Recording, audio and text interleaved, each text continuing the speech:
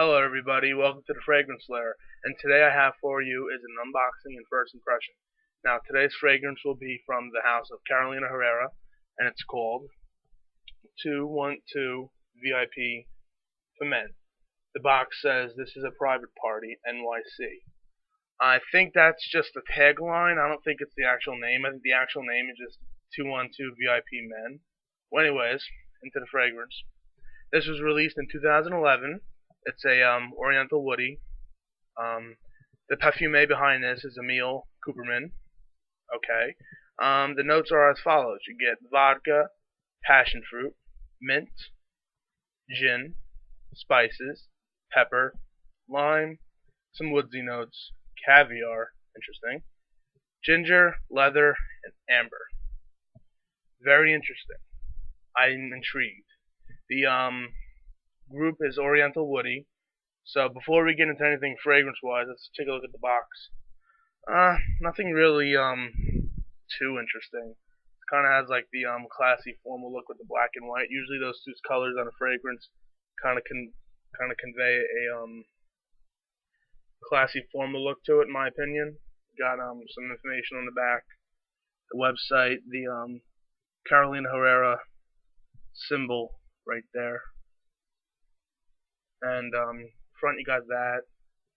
On the back you got some more information. All the codes and stuff that you guys like to look at now. So yeah.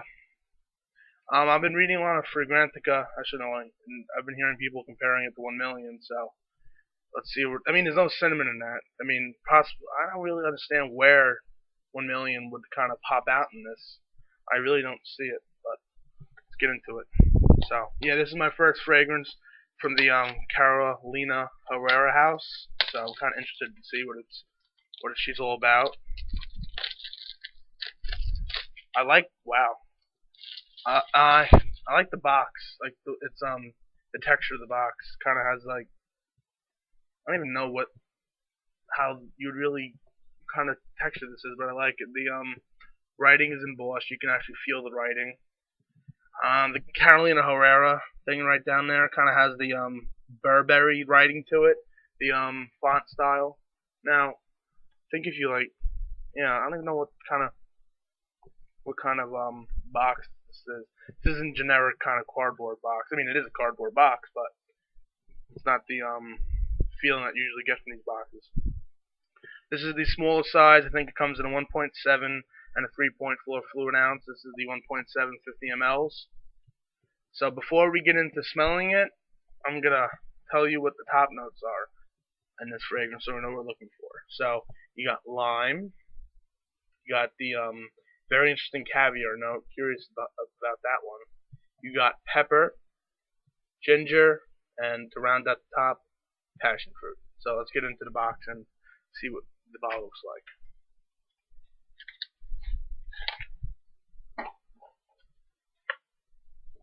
Ooh, it's cold. It's outside. Now, this one, the bottle's really cool. I like the bottle a lot. It's kind of like the Termaglace Angelman metal flask.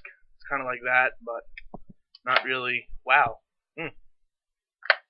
Magnetic. Watch. I don't know if you can tell, but kind of like, see? It's kind of just like the cat's magnetic. That's cool. I really like the bottle design. Futuristic, classy look to it. It's heavy. It's not real. Once you take it's like not too heavy, but it's heavy enough. I love the magnetic cap design though. That's a plus in my book. You don't have to fumble with it. Just like kind of just drop it on. Okay. There you go. Very strong magnetic field. So it says 212 VIP for Men, Carolina Herrera. You got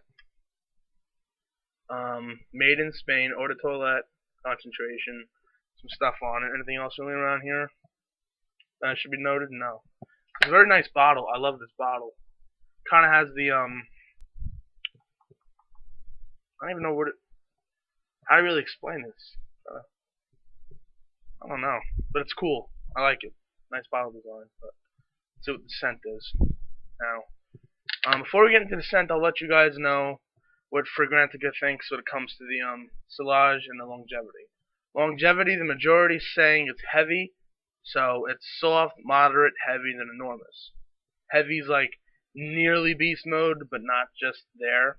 But yeah, so first is heavy, then it's moderate, then enormous, and then soft when it comes to ciliage.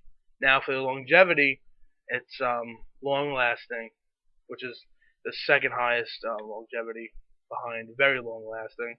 So it's long lasting, very long lasting, moderate, weak, and poor. So based on Fragrantica, this is going to be a nearly beast mode fragrance, but not very beast mode. It's like beast mode's shy brother, almost beast mode, but not enough. So it's probably not in the 1 million category when it comes to beast mode projection. So let's get into it. I'm really curious to see if I can get any caviar. I mean, between the leather and the caviar in this fragrance, I'm expecting somewhat of an animalic scent with some fruity and boozy notes into it. So let's see how the spray works before we get into it. Well, we're gonna get into it.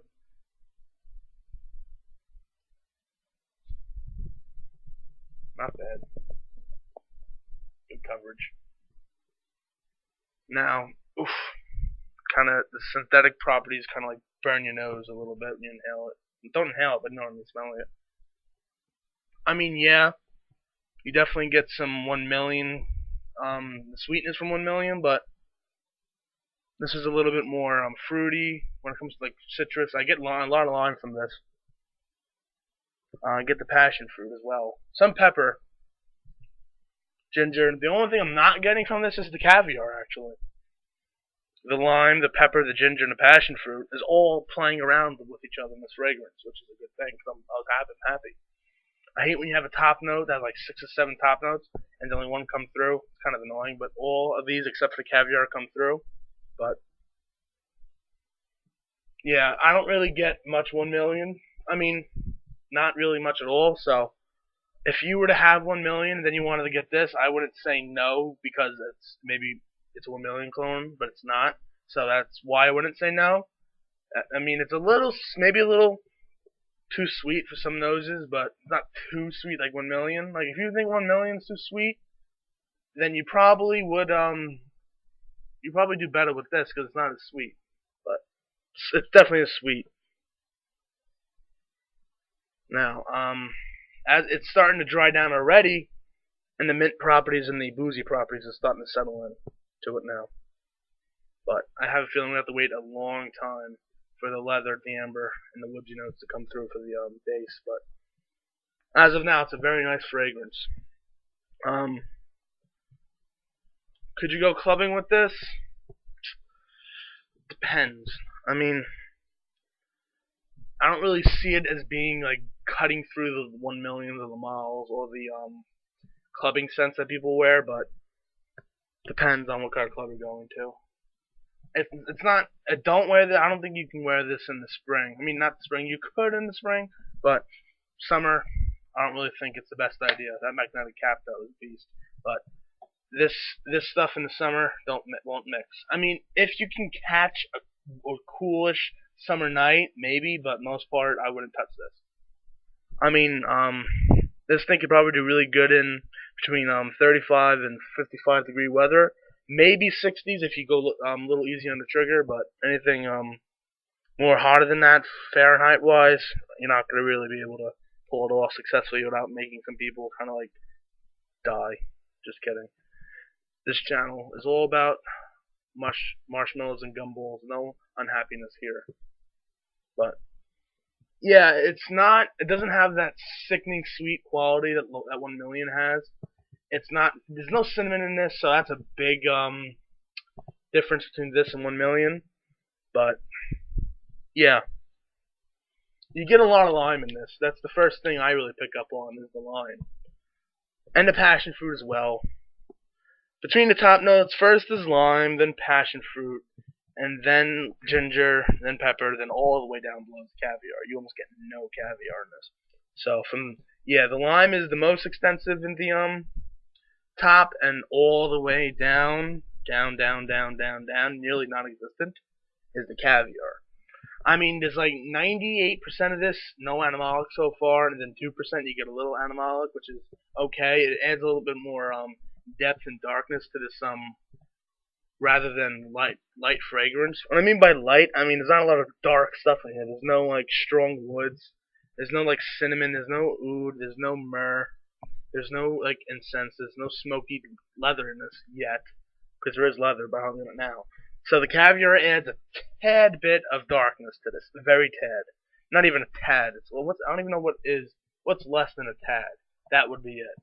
This is in a very light as in not projection and longevity, light as in the sweetness. Like, it could be a light fragrance, but still have the strength to it. This is a light, strong fragrance, but it doesn't have any darkness that 1 million has. I mean, 1 million isn't a very dark fragrance either. It's not like the oud stuff, not like leather oud or a lot of those really dark fragrances. It's kind of in the middle. Like once you put oud in the fragrance, automatically darkens it up a bit. So yeah, this is very light because lime, ginger, pepper, and not even much pepper in here. Just the lime and the passion fruit are the two most dominating scents in this. But I mean, it doesn't have a strong masculine vibe to it. I feel like your girlfriend, your mother, your sister, your niece, your granddaughter, your daughter, whoever you have could wear this. But it's kind of neutral. It doesn't have like extreme masculine qualities to it because lime, passion fruit, and ginger, vodka, and gin, and all that stuff you can easily find in a female fragrance. But you're not going to find stuff like oud or myrrh or like smoky leather in female fragrances. That's more towards the male game. But so this can be pulled off by either sexes. I mean, if you're wearing like a flannel t-shirt, you're bearded, you got like an axe with you, and you're wearing this, you're kind of like people are gonna turn heads because you smell like not what you look like. But if you're going out, like maybe just hanging out with the guys or going to like a winter or fall party, fine, wear this. But if you're trying to convey the notion that you're a manly man, you're the man's man, don't wear this. Wear something like Amen or what else? You can wear Fahrenheit Absolute. That's pretty manly. Anything but this. There's a lot of different things you can wear besides this that can convey the air of a man. This is not it. Doesn't mean it's bad. It's just not manly enough to be considered straight up man fragrance. I think it could be unisex. I can't imagine what the female version smells like, damn, but for the most part, it's a good fragrance. It is. It has lime, but it's not like a fresh, kind of like weak lime. It's a strong lime with the it's a lot of fragrance, a lot of scent, a lot of notes in here wouldn't really convey of this being a strong scent, but it is. So that's interesting. I like this a lot, but would I be putting it in my top favorites next year, unless something really happens where this thing just changes completely? I don't think so. I think it's more reserved for the middle of the road fragrance when it comes to my preference. It's not bad. Like I have a couple bad fragrances that I really don't like. That this isn't in that category, but it's not going to be in the Fahrenheit, the London, the Spice Bomb categories either, because I like those a lot. Now, between this and 1 million, which one do I like better? I'm gonna have to say 1 million, but that's because 1 million is a pretty good fragrance. This is good too, but 1 million has that cinnamon and that citrus note, that dark citrus that really plays well with each other. This does too, but not as well. But anyways, yeah, I could keep rambling all day about this, but nevertheless, my first impression on it is it surprised me. I was really thinking it was gonna be a 1 million clone, but it's not. It's kind of like in the 1 million family, if you know what I'm saying. But it's not necessarily. It's more like third or fourth cousin. It's not brother or sister. But, so my overall take on this, besides that, it smells nice. It's fresh yet dark and strong. It has a lot of summer fragrance components to it, but it's not going to be a summer fragrance. You'd be a fool to wear this unless maybe one spray. That's it, just to give a little bit of a sweetness, a little bit of a scent. But anything more than that, you're going to send people to the intensive care unit. So you don't want to do that, do you? I hope not. But yeah, if I have to give this a first impression rating, I'd give it a 7 out of final 6 out of 10. Final first impression rating 6 out of 10. Would I recommend you sampling this, buying this, or passing it? If you're a lot more experienced in fragrances, if you have more than one or two niche then I just suggest just try it. It doesn't hurt you. As us fragrance heads, we try everything. We don't pass anything up.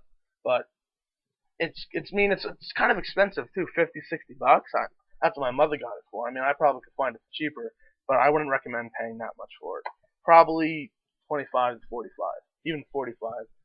I mean, this is a small bottle. The retail for the bigger bottle is $80. No way. But usually, whatever. You pay. You just gotta sometimes bite the bullet and get over it.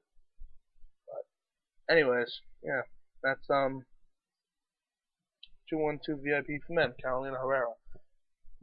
Yeah, thanks for watching, guys. I really appreciate the support. I plan on doing maybe a review soon. I don't know. I have a lot more unboxings to get done from the holidays. I got a lot of fragrances, and also I have a new series coming up, or already. I don't know. Yeah, I'm probably gonna have a whole something. I'm not even gonna tell you what it is, but I really hope you will like all my stuff that I'm putting out recently. Thank you for the support. I really do appreciate it. Have a good day or night. I'm not time zone prejudiced, and I will talk to you soon. Thank you. Have a good day or night. Bye-bye.